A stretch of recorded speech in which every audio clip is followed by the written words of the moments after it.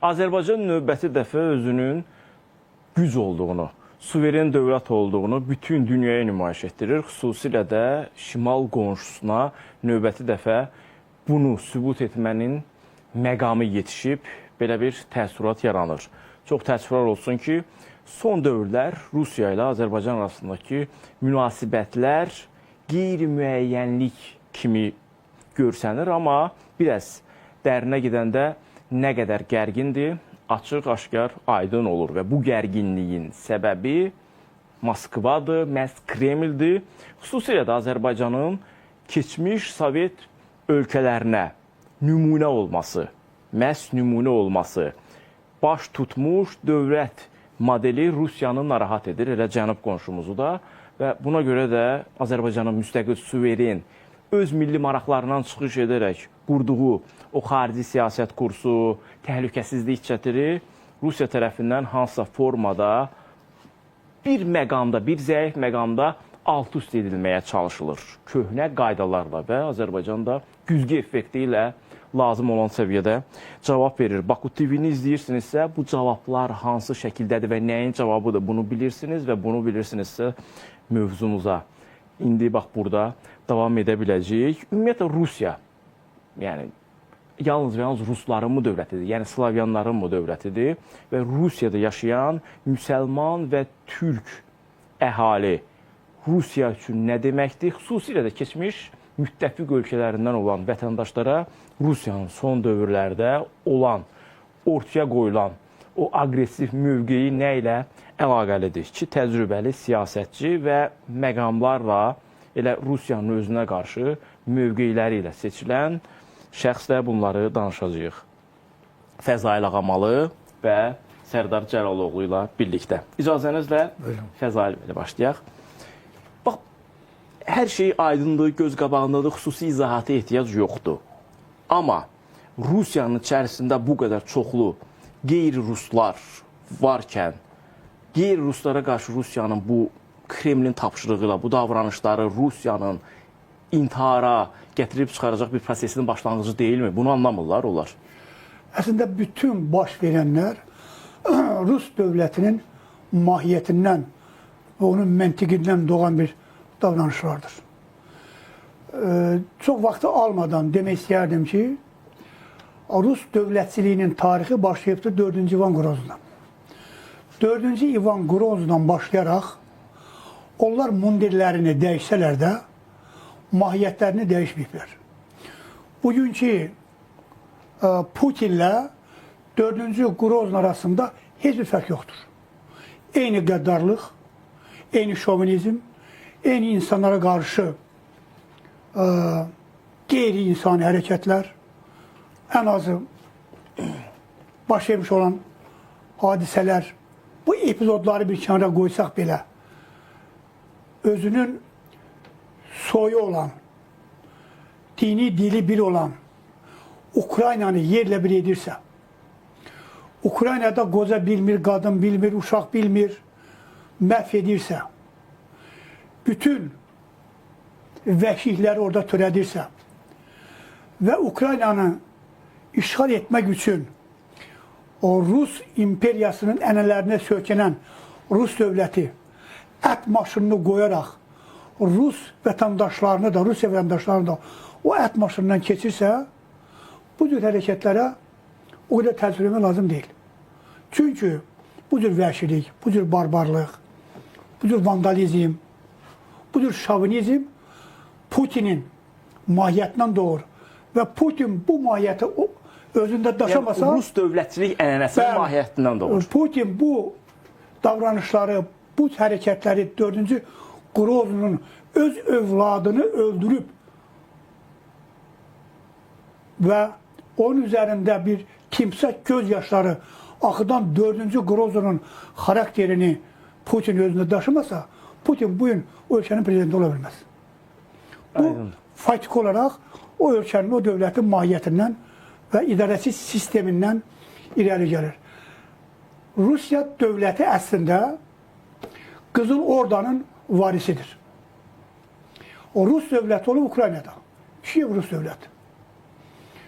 Və bu Moskva ətrafında yaranmış olan mərkəzləşmiş dövlət sonradan, yəni 1480-ci ildə Qızıl Ordanın çöküşündən sonra, mərkəzləşmiş dövlət yaranandan sonra əslində bu indiki Rusiya bir tərəfdən Skandinaviya ölkələrindən gələn bir axının, başqa bir tərəfdən həmin ərazidə yaşayan Türk tayfalarının, üçüncü tərəfdən 12-16-cı əsrə qədər Tatar-Monqol Qızıl Ordasının təsiri altında yaşayan bir imperiyanın cozuqları kimi əslində bunların milliyyəti də bilinmir.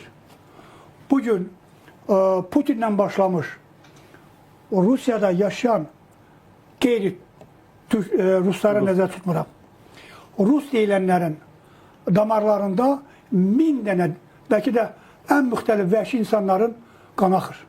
Vəhşilərin içində bizim adlandırdıqlarımızın içində bizim babalarımız da var. Yox, hər halda Orta əsrlər dövrünün o vəhşilərini edən, insani dəyərlərə əhəmiyyət vermədən, qarşısına gələni məhv edən, yandıran, onu yerlə bir edən, onun bir adı var da vəhşilik, vandalizm. Kimliyindən asılı olmayaq. Kimliyindən asılı olmayaq.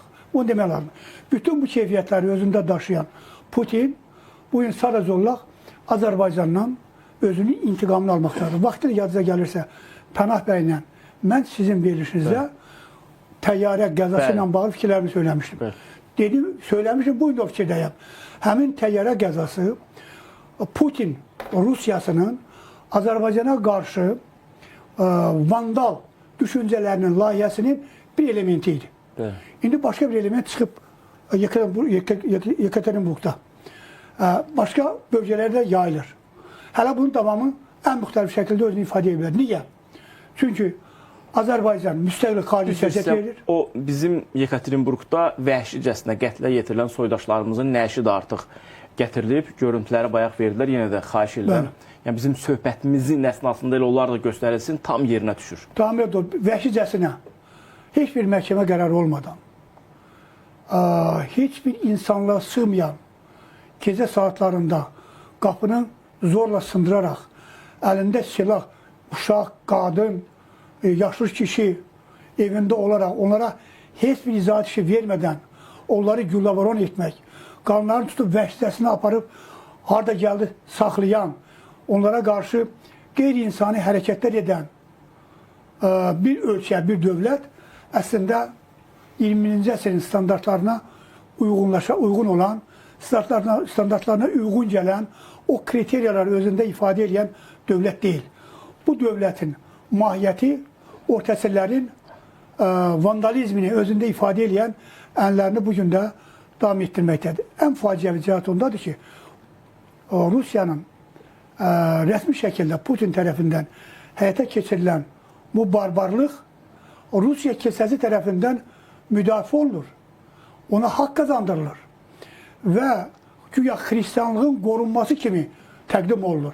Deməli, burada həm də 50 milyondan çox Rusiyada yaşayan qeyri-Rus, əsasən onların mütləq əksəriyyəti türklərdir və Dağıstan xalqlarıdır, müsəlmanlardır. Deməli, öz vətəndaşına da bu həqarət edir, onu təhdid edir, onu alçaldır və dəfələrlə də biz bunun şahidi olmuş. Ona görə də düşünürəm ki, belə bir ölkə ilə bizim bəşəri dəyərlərə sökənmiş olan münasibətlərimiz onlar tərəfindən lazımi şəkildə dəyərləndirilmir.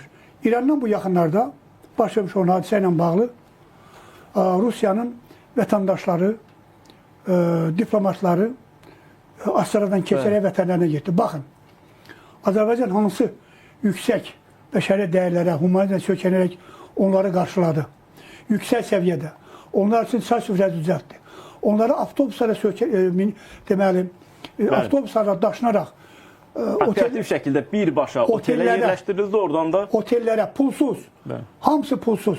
Eyni zamanda oradan da aeroporta və istədikləri yerə. Demək ki, üzr istəyirəm. Demək ki, bu cür insani davranışları Rusiya tərəfi zəiflik kimi, çəkingənlik kimi qiymətləndirir. İnsanlıq kimi yox. Mən də düşünürəm ki, bəli, Rusiya qarşıda biz eyni davranışı ortaya qoymalıyıq. Eynisi, ən gözəl cavabı elə Sputnikin əməkdaşlarını, əslində isə FTX-nin faktiki əməkdaşları olan şəxslərə qarşı dövlətimiz bugün gerçəkləşdirir. Bir cümlə ilə ifadəmi qurtarmaq istəyirəm. O Rusya, onun siyasi rəhbərliyi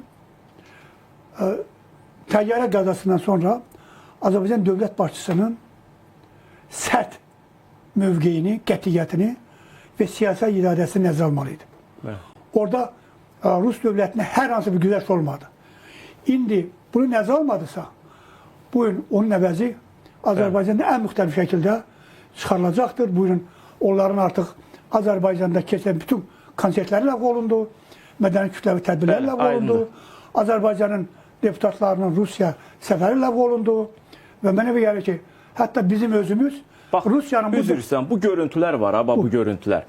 Bax, bu məncə Rusiyanın indiki kontekstdə başa düşəcəyi yeganə dildir və bax bu gördüyünüz... Yox, biz yenə mədəni aparıq, doğrudur. Döymürük onu. Bu elə Rusiyanın ölkəmizdən və Cənubi Qafqazdan Azərbaycan tərəfindən çıxarılmasının, yola salınmasının da görüntüsüdür. Ancaq necə, hansı formada? Yenə də müəyyən qaydalara, müəyyən hüquqi prosedurlara, ümumdünya praktikasına sökənərək onlar hüquq mühafizə orqanları tərəfindən saxlanır. Ancaq bizimkilə üzr istəyirəm. Bax, bu şəxs var, bax bu şəxs. Bu, həmən bu FTX-nin Federal Təhlükəsizlik Xidmətinin jurnalist kimliyi ilə gizlənmiş əməkdaşlarından biridir.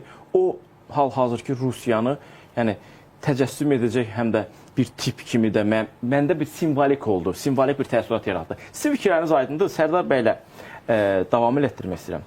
Sərdar bəy, bax, Rusiya, bax, yəni tarixi bir ekskursiya edərək mahiyyətə əslində toxundu Fəzail müəllim.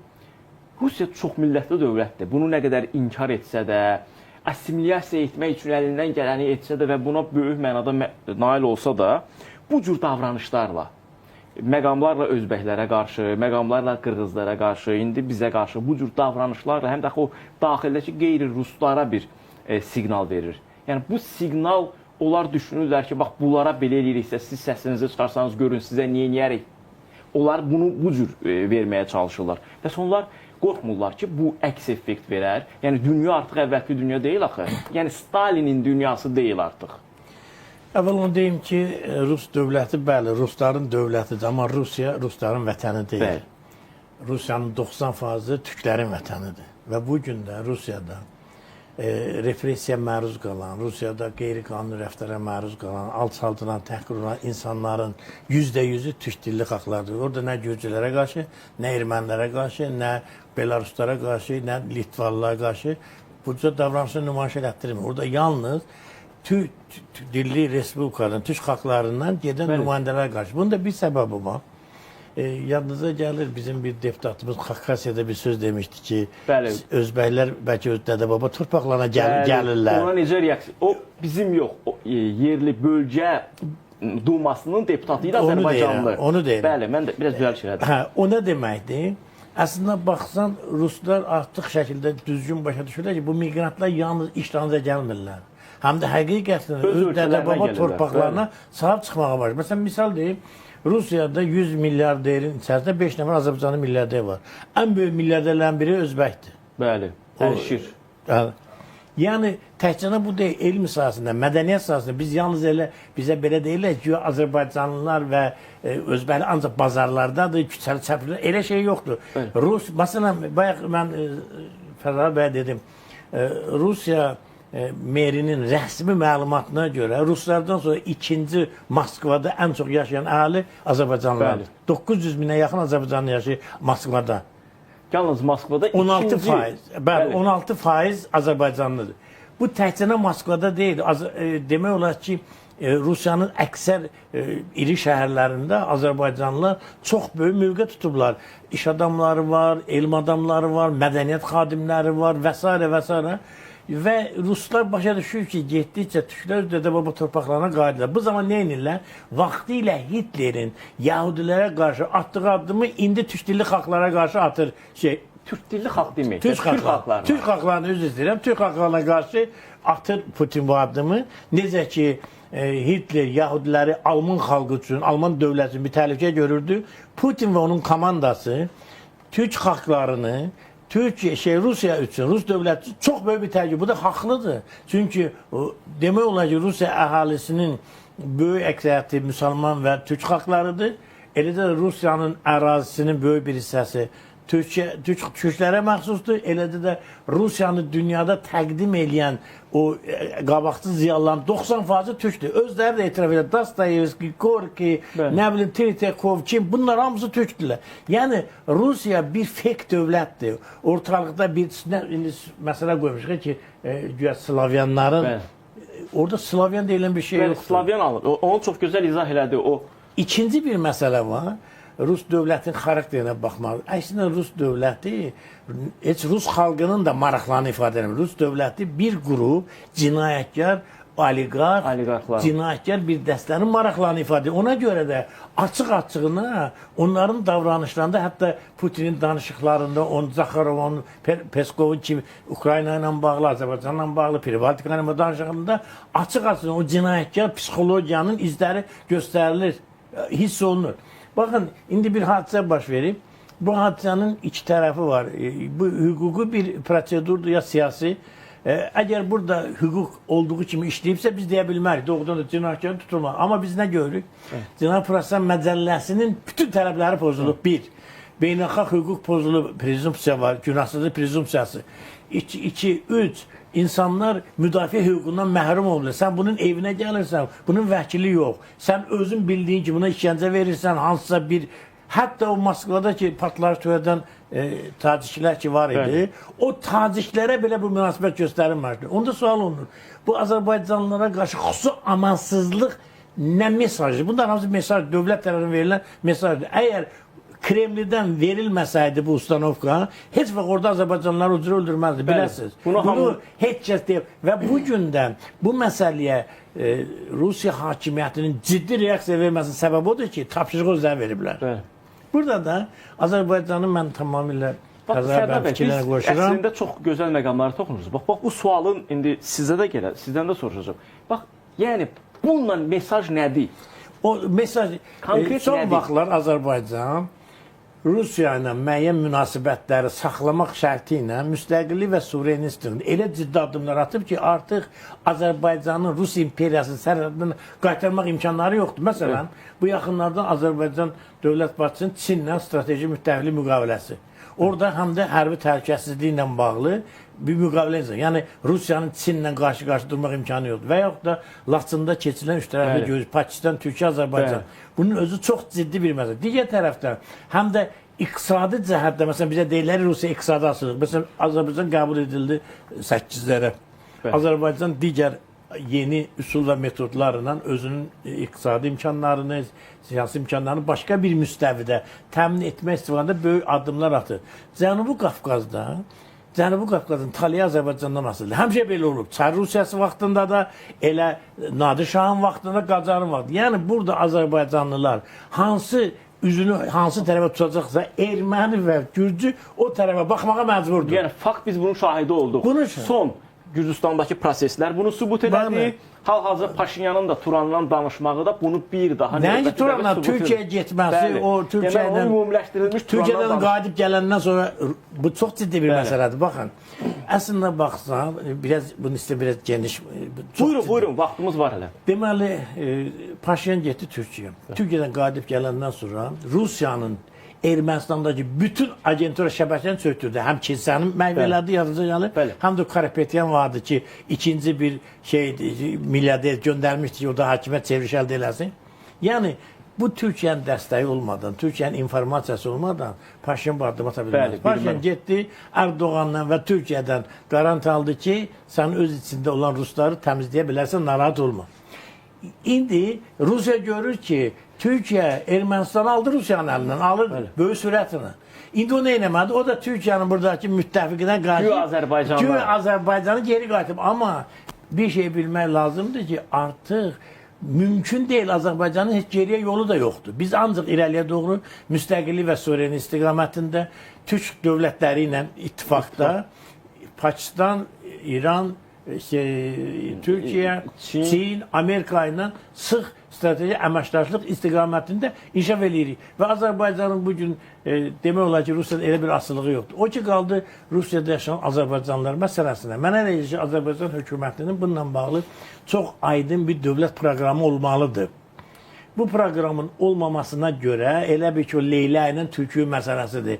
Gəlir türkü deyir ki, balavat yeyəcəm, yoxsa ağacı dibindən kəsəcəm. Rusiyada yaşayan Azərbaycanlıları oradan çıxararıq adı altında Azərbaycan sadəcə girov saxlayırlar, təzyiq rıçabı kimi. Halbuki bugün elə Türkiyənin özünün böyük bir işçi qüvvəsinə ehtiyacı var və 5 milyon Suriyanın qəbul elədi. 10 il, 15 il Türkiyədə insan ki, mən özüm Türkiyədə gördüm ki, onlar necə yüksək səviyyədə yaşayırlar. Ticarətlə məşğuldurlar, elmi sahələrdə və s. Maksimum dərəcə inteqrasiya olundular. Və Azərbaycanlılar bir şey bilmədi, Rusiyadakı Azərbaycanlılar ki, eyni ilə əgər Rusiyadan doğrudan da böyük bir daha bundan o yana da keçəcəklər, növbəti addım atacaqsa, bilsinlər ki, onları heç də belə deyək də köməksiz bir vəziyyətdə qalmayacaq. Yox, Sərdar bəy, bundan o yana keçməyi Rusiyanın konkret intihar eləməyi deməkdir. Yox, indi bundan... Yəni siz düşünün ki, bu mümkündür və əgər bu proses başlayarsa, bu xalqlar arası daxildə o əməli baş təlatümə gətirib çıxarar. Biz sağlam məntiqlə düşünürük. Amma nə Putin, nə də onun ətrafındakıdır. Məsələn, vaxtilə Ukraynaya hücum məsələsi müzakirə olanda mən televizorda dedim ki,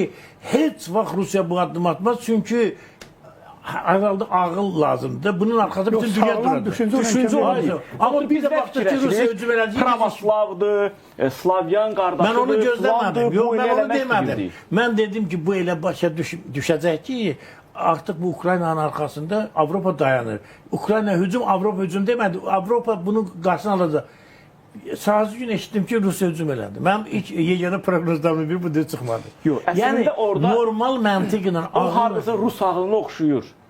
Amma yəni öz belə deyək də, ən azından belə bugün rəsmi qəbulunu öz soydaşlarına bu cür vəhşi elə biləcəyinə inanmamaq o bizi maraqlandırmır, özləri bilərlər. Keçsə bir gün qırsın. Məsələn, Duginin bəyanatı var. Biz Ukraynanın müharibəni qurtardan sonra Türk dövlətlərinin hamısını təzədən qatmalıyıq Rusiyanın tərkibini. Bugün Rusiyada aparılan siyasət o uzağa gedən siyasətin müəyyən bir mərhələsidir. Sizlərlə dəfələr bunu danışmışıq. Fəzai müəllim, bax, Rusiya deyirik axı biz öz məntiqimizdə və yaxud da ki, sağlam məntiqlə bəzi məsələlərə münasibət bildiririk. Rusiya atdığı bu addımlar ki var, qeyri-Ruslara qarşı. Bu addımlarla əslində öz daxilindəki vətəndaşlarının da bir güvənsizlik hissinin yaranmasına gətirib çıxarmırmı? Bunu dərk etmirlər. Bu heç Putinin vecinə də deyil. Heç vaxtda düşünmür də. Çünki onun düşüncə tərzi tamamilə başqadır.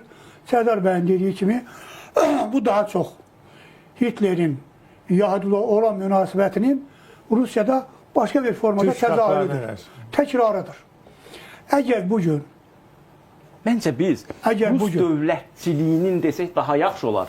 Çünki bugün, dünən misal üçün Grozny idi, bugün Putindir, sabah başqa birisi gələcək, yeni şey olacaq. Ona görə şəxslərdə yox, dövlətin ətrafında danışaq məncə. Orada mundir dəyişsə də, vaxtilə xalat geyənlər, Stalin geyirdi, jilet, nə bilim, hərbi mundir geyinirdi. İndi kostyum geyinirlər. İndi kostyum yox, kostyum qurur, ancaq mahiyyət eynidir. Bəli. Ona görə şəxslərdən danışmayaq da. Yəni, Rus dövlətinin mahiyyətində vandalizm, qeyri-insani davranışlar, barbarlıq, təcavüz, Velikorus şovinizmi ki deyirlər. O əksinə baxsan, bu yanı Ruslara o Velikorus şovinizmi dünyada ikinci belə bir ad yoxdur. Məsələn, o böyük Rus şovinizmi, millətçiliyi. Yəni, Hitlerdə də var idi da eynisi. Bütün Almanları birləşdirmək. Ali irq, o başqa konseptdir. O antropologiya əsaslanır. Rusların antropologiyasında bir şey. Ona görə bunlar biz böyük, ərazimiz böyük, ərazimiz dil əsas götürürlər. Rus dilini anlayışı dil. Hansı dilin daşıyıcı, hansı millətdən olursa Rus dilinin daşıyıcısı. Burada elə yaxşı bir məsələyə toxundunuz. Azərbaycanın Rusiyaya verə biləcəyi ən ciddi cavablardan biri Azərbaycanda Rus dili təhsilinin qadağan edilməsi olmalıdır. Əslində, yəni, prosesin necə inkişaf edəcəyi Rusiyadan asılıdır. Biz görürük ki, Azərbaycan dövləti adekvat cavablar verir. Adekvat güzgü effekti ilə, yəni, sən necə davranırsansa, biz də o cür davranacaq. Bu cür olmalıdır. Gəlin, nə özümüzü, nə də tamaşaçıları, necə deyərlər, ifadə görə bağışlayın, aldatmayaq. Rus dövlətinin mahiyyətindən doğan davranışlar ortadadır. 16-cı əsrdə də belə olub, 21-ci əsrdə də belədir. Siz doğru dediniz ki, orada hakimiyyət başında duran şərti xarakter daşıyır. Bəli, biz ona görə ad çəkirik, biraz dövlətin məsələn başqa mahiyyətini istiqamət gələn çəkirik. buna hərbi polis rejimi deyib vaxtilə Lenin. İvan Grozno operatsiya siyasəti deyilən bir şey var idi. Bəli. Süpürgə ilə zərərganların hamısını basıb məhv eləyirdi. Yəni bugün həmin ənənəni Putin bir başqa formada, başqa şəkildə həm öz xalqına Ukraynada məhv eləyir, Bəli. həm də digər xalqlara və bizlərə qarşı da bu cür qısqanclığını, bu cür əsəblərinin gərildiyini bu şəkildə ifadə edir. İndi yolda mən Sərdar bəyin fikrini davam etdirmək istəyirəm. Buyurun. Putin heç cürə razılaşa bilmir ki, 10 milyonluq Azərbaycan dövləti və onun başçısı bu dərəcə qətiyyətlidir, bu dərəcə böyük siyasi iradəyə malikdir, müstəqil xarici siyasət yeritməyi və çox şaxələnmiş dövlətçiliyimizin təhlükəsizliyini təmin edən, sığortalayan və yeri gələndə bizim manev imkanlarımızı artıran bir siyasət həyata keçir və bundan uğur qazanır.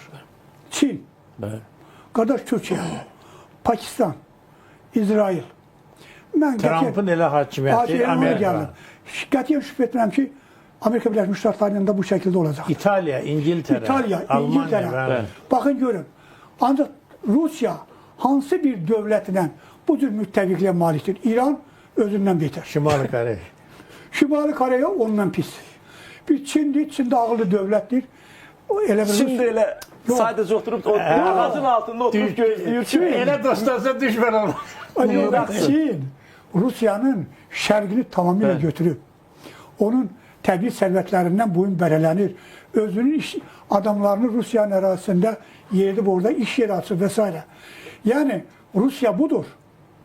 Azərbaycan budur. Müqayisə edək. Ona görə də biz cübən eləməyək ki, Rusiya bizim təzyiqlərimizlə, bizim ona davranışlarımızla biraz yumuşalacaq, biraz fərqli davranış nümayiş etdirəcək, bizə münasibəti yaxşılaşacaq. Rusiyanın heç başqa çıxış yolu da yoxdur. Yəni başqa cür davranır. Orada artır. Türklər və müsəlmanlar sürətlə artır. Slavyanlar və xristianlar azalır. Amerikanlar hesablamışdılar ki, 2050-ci ildə Rusiya xalis müsəlman dövləti olacaq. Əksinə baxsan, SSR-nin demontaj edilməsi səbəblərindən biri oldu ki, müsəlman. İndi bu Putin başqa bir istəyir, elə imperiya qursun ki, periferiyanın duqinləri heç bir hüquq olmadan şarqlı istiqamət. Necə ki, məsəl üçün, indiki qeyri-rusların ana dillərinin inkar edilməsi, rus dilinin onların da ana dili kimi qəbul edilməsinin, bunu artıq dəyişikliklərə gedib... Assimilasiya dövlət səviyyəsində rəsmi assimilasiya. Yəni, assimilasiya, üzr istəyirəm, assimilasiya böyük mənada əslində edilib. Bir mərhələyə qədər, yəni hara qədər mümkünsə edilib. İndi bu qloballaşma, informasiyanın götürülməsi dövründə... Assimilasiya nə zaman baş verir?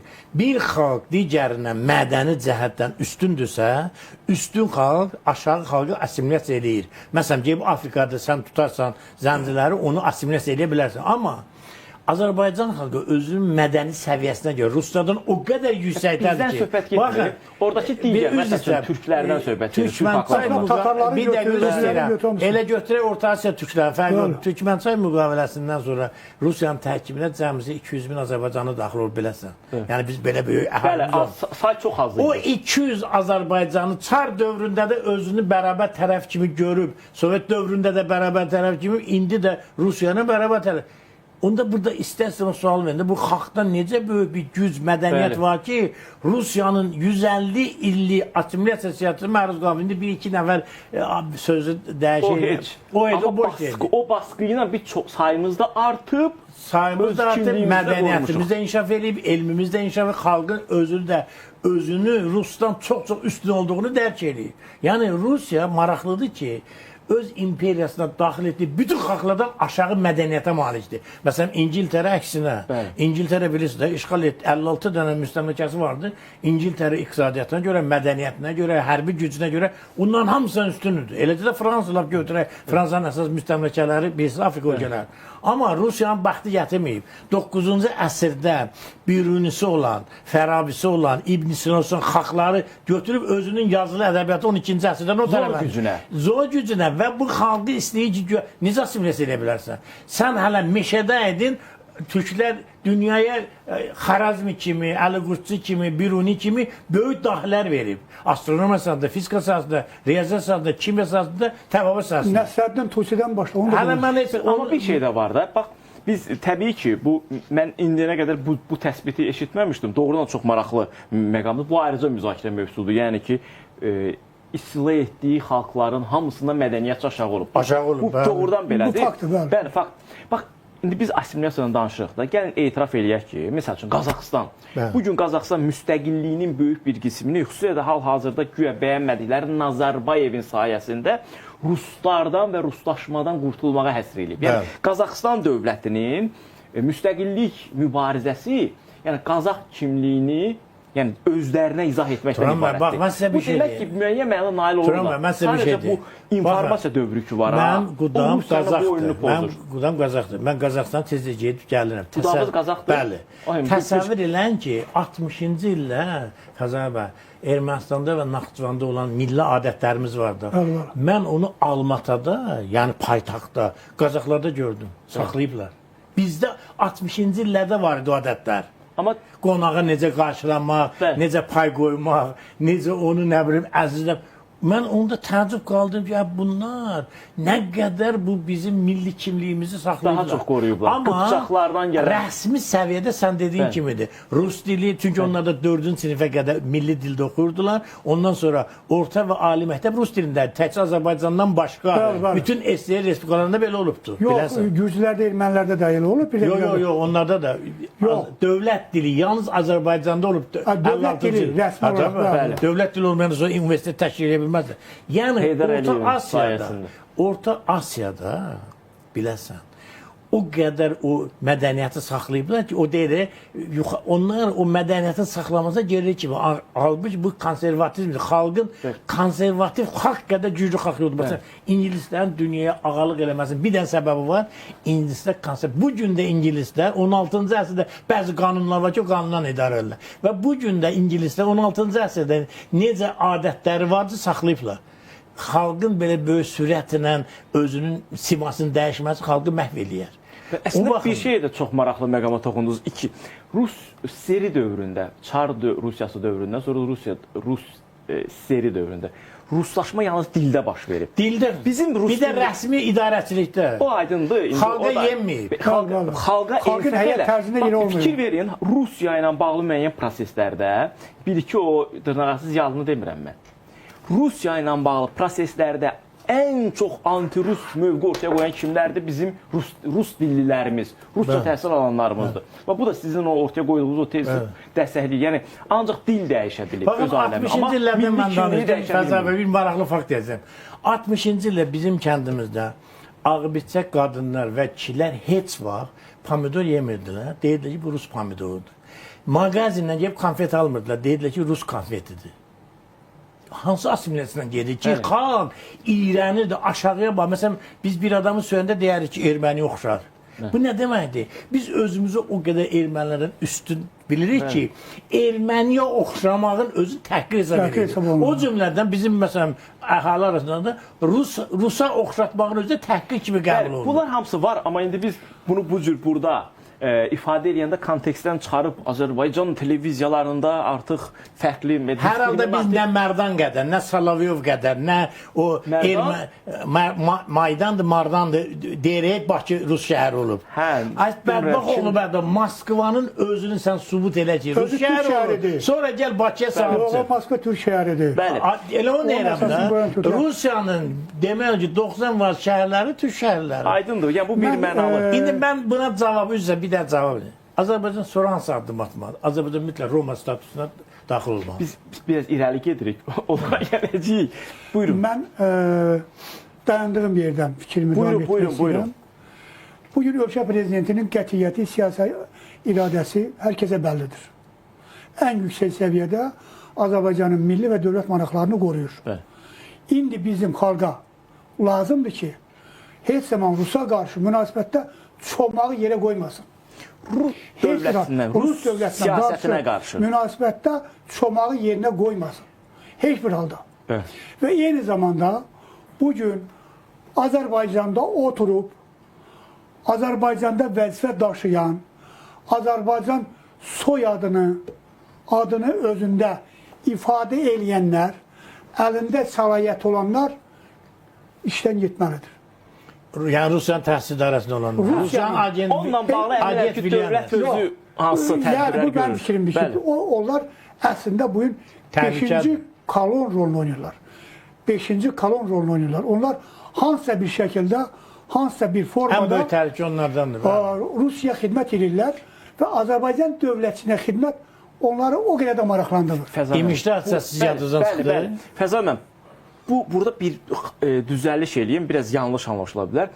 Yəni, dövlətin içində kim nə üçün var, kim harada niyə oturub, biz, bax, son qısa 5 il ərzində kim nə üçün harada otururdu və kim harada nəyə qədər, hansı hadisələrə və hansı proseslərə qədər otururdu, dövlətin bunu hesabladığını şahid oluruq.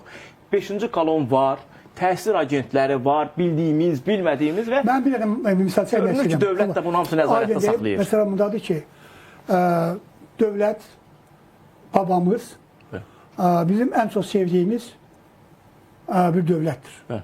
Dövlət işimiz yoxdur. Bəli. Sadəcə olaraq deyirəm ki, Azərbaycan xalqı Rus dövlətinə qarşı münasibətdə çomağını yerə qoymalı deyil. Bəli, onsuz da Ona inanmalı deyil. Eyni zamanda burada ən müxtəlif vəzifələr daşıyan, səlahiyyət sahibləri olanlar da vəzifədən getməlidirlər. Çünki onların vəzifədə qalması ən azı bugün orada vəhşicəsinə öldürülən insanların ruhunu təkrar etmək deməkdir ən azı. Onlar 5-ci kolon kimi Rusiyaya xidmət edirlər. Nə işləyiblər, nə xidmət göstəriblər, bunların artıq zamanıdır. Onun da başqa. Bu Rus məsələ məktəblərinin onsuz da, bax biz bunun onsuz da şahidi oluruq. Rus məktəb, bax biz mövzumuzdan biraz kənara çıxırıq. Niyə görürsən? Biz indi danışırıq və Rusiyada bizim soydaşlarımız var. Biz indi tanışlarımızla, bilişlərimizlə kontaktdayıq. Bir çoxları narahatçılıq içərisindədirlər ki, bu proses baş verir. Biz, məsələn, Rusiya vətəndaşıdırlar, varları, yoxları oradadır. Yəni, bu nəyə gətirib çıxaracaq? Nəyə gətirib çıxacaq? Heç nəyə gətirib çıxartmayacaq. Bax, bundan mən istəyirəm danışaq. Rusiyanın, dediyim kimi, o bir hədə-qorxu gəlir. Rusiya heç vaxt öz ərazisində yaşayan türk xalqlarını oradan çıxarda bilməz. Birincisi, Azərbaycanlar dedim sənə, Rusiyanın idarə olunmasında, Rusiyanın iqtisadiyyatında o qədər mühüm rol oynayırlar ki, o boyda insan oradan çıxır, Rusiyanın özü çökür, təkcə Azərbaycan, digər türk xalqlarının yox, nümayəndələri. Moskvadan o 900 binizi çıxardacaqlar. Elə onu deyirəm də. Bir şey gözləyir ki, Moskvada Ruslardan sonra ikinci ən çox yaşayan Azərbaycanlılardır. Sən bunu necə çıxarda bilirsən? Moskva nə olar onda? Və ümumiyyətlə iqtisadiyyat necə? Təkcə iqtisadiyyat yox. Dövlətin çarxı necə dönər? Əlbəttə, əlbəttə. O heç ağla gələn şeydir. O sadəcə hüquq eləyir. Mən bir məsələdə- Rusiyanın 2 dənə bizə qarşı əlində vasitə var. Təzyiq vasitəsi var. Pozluq ha, Eyb yoxdur. Biraz dincəlsin. 2 dənə, o parlamentdə çox danışır. 2 dənə vasitə. Bir, bizim Parlamentdə də içimizdə, deyil də, yox, vaxtında bizim içimizdən bizə qarşı ziyan vurma. O nə idi? Separatist hərəkətlərdir. Elədir. Bəli. Sadval hərəkətini yaratdı. Bəli, bəli. Tarix Muğan Respublikası baş tutmadı ki. Bəli. İkincisi, Fəzər bəndə dediydi. 5-ci Azərbaycanlı, bəli, məmurlardır ki, onlar Rusiyanın tapşırığı ilə iş görürlər. Azərbaycan maraqlarından daha çox o cürə iş adamları var ki, onlar Rusiyadan maliyyələşirlər. Bu iki. Üçüncü bu vasitəsi nədir? Öz içində olan Azərbaycanlılardan bizə qarşı istifadə. Burada da 2 istiqamətdə istifadə edir. Bir, Rusiyada yaşayan Azərbaycanlıların müəyyən bir hissəsi Rusiya kəşfiyyat orqanları tərəfindən verib olunub. Onların Azərbaycana gəlişi, gedişi Azərbaycanın təhlükəli biləsiniz. İndi Biz müəyyən bir təkcə- qisminin. Dedim müəyyən bir Bəli. qism. Müəyyən Bəli, bir bunu qismini isə təzyiq eləyib, repressiya qoyaraq bizə qarşı, Azərbaycana qarşı yönətməzdir. Məsələn, vaxtilə mən bilirdim ki, Rusiya nədir. Mən Rusiya haqqında danışanda Moskvada bəzi işləyən, yaşayan nədir ki, biz də burada bazarda işləyirik, həm ailəmizi saxlayır. Niyə siz Rusiyanın əleyhinədir? Baxın, o 5 nəfərin öldürülməsini Rusiya bizim sözlərimizə görə öldürmədi. Rusiyanın sadəcə özünün bir siyasəti var. O siyasət bizim deməyimizlə bağlı olmaz. Biz sadəcə biraz qabağı gördük. Dedik ki, bu Rusiya bu addımları ata bilər. Bəli, O baxımdan indi Rusiya görsənir ki, Azərbaycan daxilindəki qüvvələrdən istifadə edə bilmir açığı. Bəli, onlar hamısı çünki Neytrallaşıb. bloklanıb. Bəli, İran casusları da həbs olunubdu. Talış Muğan Respublikasının aktivistləri də tutulubdu. Bu şimalda olan məsələ demək olar ki, əsasını Ona itiribdir. görə deyirəm ki, dövlət öz işini görür. Bir qalır Rusiyanın öz içində bizə qarşı istifadə edəcəyi qüvvələr. Azərbaycan hökuməti deməli orada Azərbaycanın hüquqları, məsələn bu gün mən məlumat oxuyuram, deyir ki, bizim üçün təəccüblüdür. Onlar hamısı Rusiya vətəndaşıdır. Azərbaycana nə dəxli var? Halbuki Rusiya konstitusiyasında yazılıb ki, dünyanın harasından yaşamasından asılı olmayaraq və hansı dövlətin vətəndaşından asılı olmayaraq Rus dövləti Rusların hüquqlarını qoruyur. Bəli. Xeyr ola Rus sən dili daşıyıcılarının. hətta daşıyıcılar. Bəli, Rus dili Xeyr ola daşıyıcılar. sən deməli sənin vətəndaşın olmayan Rusları müdafiə edə bilərsən. Onlar isə bilirsiniz, Azərbaycan vətəndaşlığından çıxmayıblar. Bəli, seri dövründə. Həm də bizim vətəndaşlarımızdır. Qeyri-qanuni ikili vətəndaşlıqdadırlar. Onlar Azərbaycan vətəndaşlığından çıxmayıblar ki.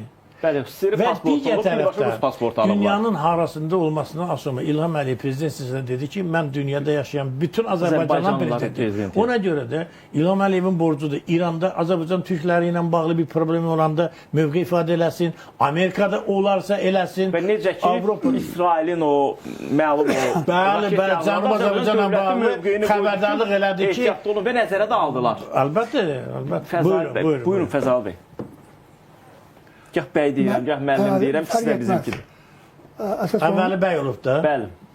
Yox, yox, əvvəl müəllim oldu. Əvvəli müəllim, sonra bəy olub, təzə müəllim yox, olub. ümumiyyətlə Təzədən biz döndüm öz bəy peşəmə. və müəllim ifadələrini, yəni xitablarını biz o siz dediyiniz kontekstdə işlətmirik. Aydındır. Biz və tamaşaçılara da daha aydın olsun deyə deməliyik ki, bu baş vermiş olan hadisə təsadüfdürmü? Xeyr. Təsadüf deyil. Bu nədən qaynaqlanır? Sərdar bəy onun üzərində dayandı, biraz onu dərinləşmək istəyirəm. Sülh məramlı qüvvələr Azərbaycandan çıxarılandan sonra Rusiyanın Azərbaycana qarşı münasibətində xeyli dərəcədə ağırlaşma, kəsim mövqe özünü ifadə etməyə başladı. Deməli, Rusiya o sülh məramlı qüvvələri ona görə burada yerləşdirmişdi ki, bu sülh məramlı qüvvələr daim Azərbaycanın ərazisində qalsın və onlardan Rusiya öz məqsədləri üçün istifadə eləsin. İkinci, Sərdar bəy dedi, mən təmin olunan şərikim. Şuşada prezidentimiz bir tərəfində Erdoğan, başqa bir tərəfində Laçında. Şərəf xan. O Laçındaydı. Bəli, Laçında. Üzrəm, Laçında. Pakistanın Başla. baş naziri. Bu isə o deməkdir ki, artıq Qafqazın açar dövləti olan Azərbaycanın yanında iki nəhəng dövlət var. Pakistan və Türkiyə. Və açıq da orada mesajlar verilirlər, Mesajlar indi verildi. daha çox anlaşılır nə deyib. Mesajlar da verildi. Pakistan o Pakistandır ki, onun əhalisindən xeyli çox olan Hindistanı oturtdu yerində. Bəli. Azərbaycan və Türkiyənin dəstəyi ilə. Azərbaycan və Türkiyənin dəstəyi ilə. Bir mənalı. Bu bir fakt. Bəli. İkinci bir tərəfdən, dedi Sərdar bəy, mən biraz onu genişləndirmək istəyirəm. Paşinyanın deməli, Ankara'ya səfəri həm də Erdoğan tərəfindən dəvət olunaraq Türkiyə getməsi Putinin tüsüsünü başından çıxartdı. Bəli. Hiss olunur ki, Ermənistana təsir eləyə bilmirlər. Ona görə Azərbaycana Və edir. artıq göründü ki, onlar dərk elədilər ki, bunun əsas layihəçisi, başa Bəli, duranı, bəli. istiqamət verən hansı ölkədir? Bəli. Azərbaycandır. Dövlət başçısıdır Azərbaycanın. Dövlət başçısıdır. Ona görə gəldi ki, Turan ziyanlı deyil ki, Bəli. bizi də xeyrimizə. Hayır sağ ol. Deyir, Turan Cihanlı deyir ki, bizim də xeyrimizədir. Bu yol aslandan sonra, bu dərz aslandan sonra biz öz xeyrimizi görəcəyik. Bəli. İndi bizə bəlli olmayan, Sərdar bəyin də dediyi bəzi elementləri nəzər alsaqsa, Erdoğan kimi böyük təcrübəyə, ağla malik olan dövlət adamının Paşinyana hansı şifalarkanı, hansı dərsi, Yol xəritəsi. hansı yol xəritəsini veribdir. İndi Paşinyan ondan gedir. Və Rusiya görür ki, oradan bir nəfər Karapetyanı göndərdi, həbsxanadadır. Onun illər boyu dayağı olan Kilsə. Kilsə. kilsə məhv olur. Paşinyanı axıra kimi devam edecek. Oyuncağa çeviriblər. Ya Erməni mediasını izləyəndə nələr Ya demirlər. istifaya get, ya da həbs olunacaqsan. Bu da gedir. Həbsələrdə çeşitlərin bir neçəsi. Yox, O əsasından Qaragen söhbət nəsə gedir. gedir. Qardiyan məhv oldu getdi. Qaragen də gedir. Və əslində Paşinyanın bu cür addımları Rusiyanın Qafqazdan tamamilə çıxmasında çox mühüm rol oynayır. Bəli. Və bunu reallaşdıran kimdir? Azərbaycandır. Bəli. Azərbaycan İntiqam nədən bunu alır. etdi? Üzr istəyirəm. Nədən bunu etdi? 44 günlük müharibədə qələbə çaldı. Bəli. Və Paşinyan ki bir adamın hakimiyyətdə olmasına zəmin yarattı. Onu deyək ki Azərbaycan səviyyəsində bizə sərf etdiyinə görə onun hakimiyyətinə bir təhlükə yaradılmadı. Bu ifadəni desək. Bir şey də Beləliklə. var. O Paşinyanın o Albaniyada bir kofe içə bilərikmi deməyi Bəli. vardı. Bunun icazəsini almış ki, icazə ver Bəli. Türkiyəyə gedim. Bizim də Türkiyə. Yəni bu şəkildə də ola bilər. Bəli. Bugün artıq onların son qalası Ermənistan idi. Ermənistan da əldən çıxır. Azərbaycana girə bilmir. Onsuz da ən müxtəlif səviyyələrdə bu İvanişvili deyən kimdirsə Gürcüstanda. Gürcüstan bəli, eyni Azərbaycanın siyasi Bəli. kursunu aydındır götürüb, ki, nə edirlər? yəqin ki, o kursu uyğunluqda özünü Bəli, quracaqdır. bəli. Beləliklə, uzun illər boyu özünün arxa bağçası hesab etdiyi Qafqaz Respublikaları, Cənubi Qafqaz Respublikaları tamamilə Rusun təsir altından çıxır. Bunun nəticəsi nə olacaq? Şimali Qafqaz oynayacaq. Bəli, o Şimali Təsir bu Qafqaz yox. Bax, bunun nəticəsi nə olacaq? Bir, Yox, indi bu gün gəlin. mən üzr istəyirəm. çox vaxtımızın çox az qalır. Yox, Bitirib fikrimizi, amma biz Beləliklə- mövzumuzdan çox kənara Yox, biz çıxdıq. beləliklə Azərbaycan xalqı tamamilə əmin ola bilər ki, bu cür epizodlar bizi ruhdan salmalı deyil.